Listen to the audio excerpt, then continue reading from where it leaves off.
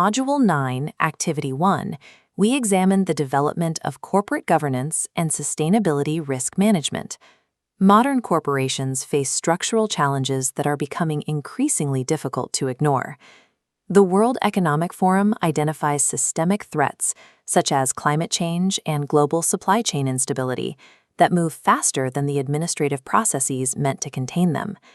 The consequences of failing to anticipate these shifts are quantifiable. Over 80% of companies that lacked adequate risk mitigation strategies have faced significant business-altering crises in the last 10 years. Historically, risk management functioned as a compliance exercise, a static checklist designed to satisfy auditors. That reactive model is now a liability.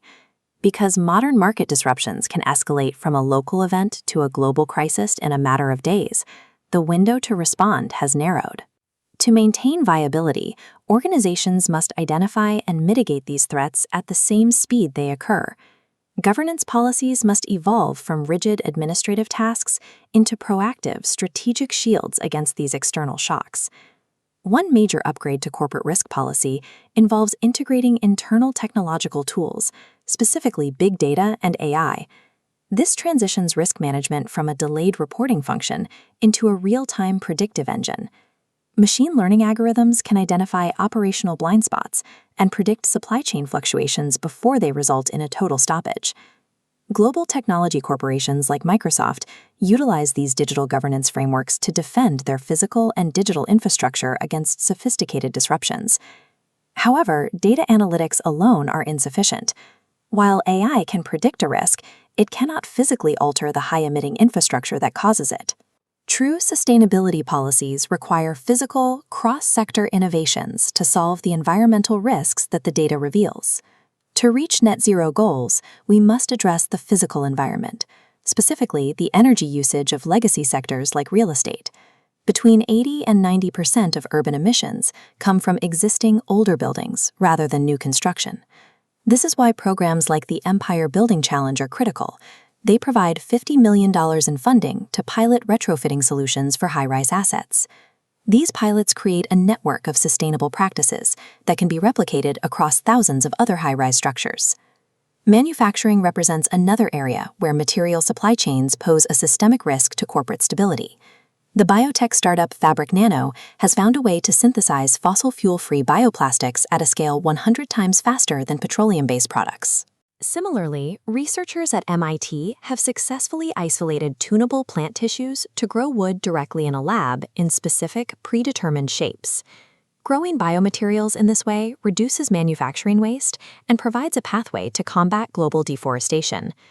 Retrofitting and synthetic biomaterials serve as scalable risk mitigation tools, protecting supply chains from future resource scarcity. The primary economic barrier to these solutions is the failure to price negative externalities, the hidden costs of environmental damage.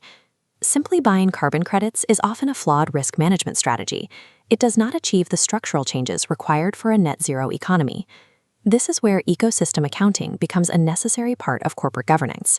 The United Nations-funded NCAVES project is currently developing the framework for this across several major economies.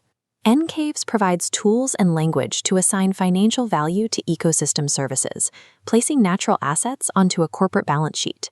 Complementary tools like Invest allow investors to model the link between nature and human well-being, demonstrating the value of natural infrastructure in urban environments. By quantifying nature as financial data, boards can manage environmental degradation as a measurable, actionable business risk. We can also observe how these risk mechanisms function on a sovereign national level. Costa Rica offers a primary example of how aligning policy with environmental goals can halt and reverse deforestation. The government implemented a direct tax on fossil fuels to finance large-scale environmental preservation. This policy funded a $500 million payout to landowners, incentivizing them to protect rather than clear their land. The result was the protection of over 1 million hectares of forest and the replanting of 7 million trees. Costa Rica's success shows that when political will utilizes strict financial risk mechanisms, even catastrophic systemic risks can be reversed. These global innovations must be integrated back into the corporate governance frameworks found in Module 9. The Balanced Scorecard is one such tool. It must evolve to include these environmental and systemic risk metrics to provide a full picture of organizational health. The financial and internal process perspectives are significantly strengthened when they utilize AI analytics and ecosystem accounting. However, the effectiveness of these policies still rests on the informed oversight and engagement of the board of directors. A functioning net zero model requires this synthesis: internal predictive technology aligned with real-world physical innovations. As you prepare for your assessment, you must now apply these concepts. Reflect on the growing tension between static governance policies and the rapid speed of technological and environmental change. Consider this prompt: bagaimana inovasi lintas sektor dapat mempercepat transisi menuju ekonomi berkelanjutan dan membantu kebijakan keberlanjutan yang efektif di tingkat global?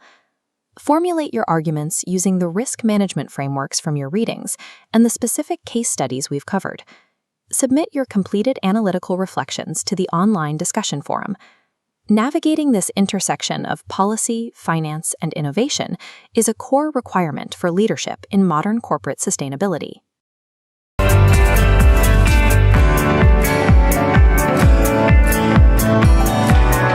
Universitas Terbuka, making higher education open to all.